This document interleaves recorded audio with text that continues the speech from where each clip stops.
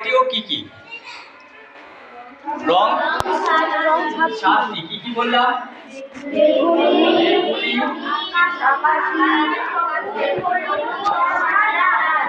তাহলে এবার বলছি বেগুনি, নীল,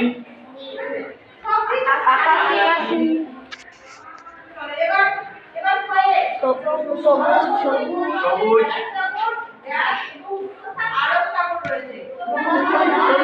হলুদ,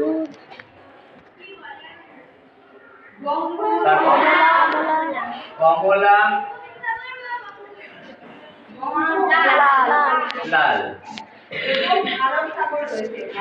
তাহলে রং হচ্ছে সাতটা: বেগুনি, নীল, আকাশী, সবুজ, হলুদ, কমলা এবং লাল।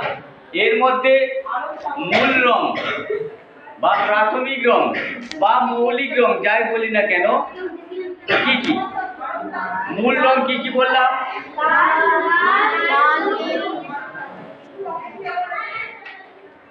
মূল রং হচ্ছে 1 নাম্বার লাল, 2 নাম্বার নীল, 3 নাম্বার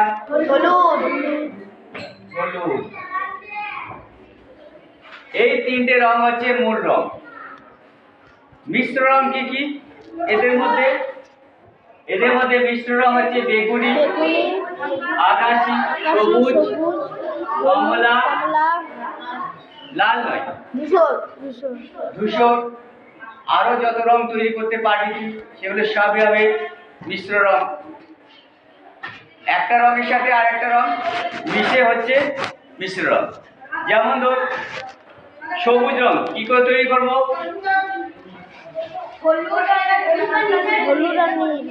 বলো বলো।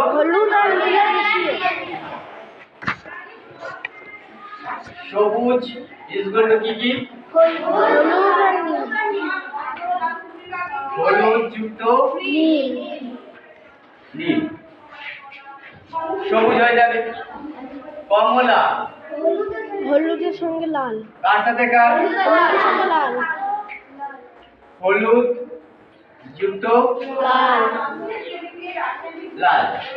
কমলা। ধর বেগুনি রং তৈরি করব। বেগুনি রং কি হবে?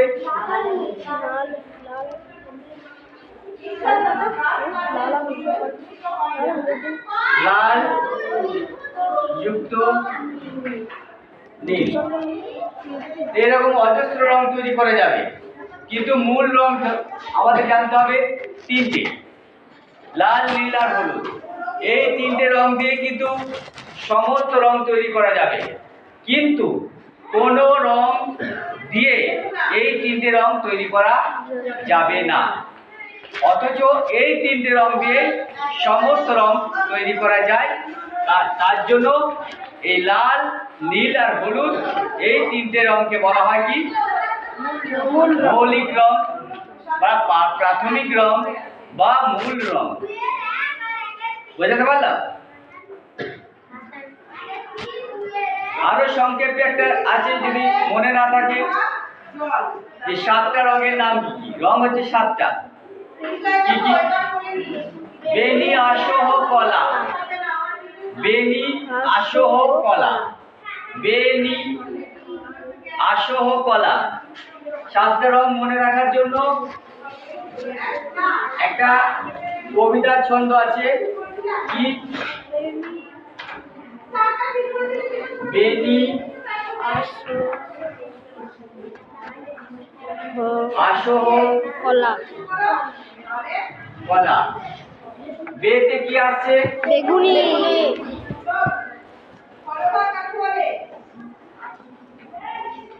নিতে কি আছে? নীল। আতে কি আছে? আকাশী।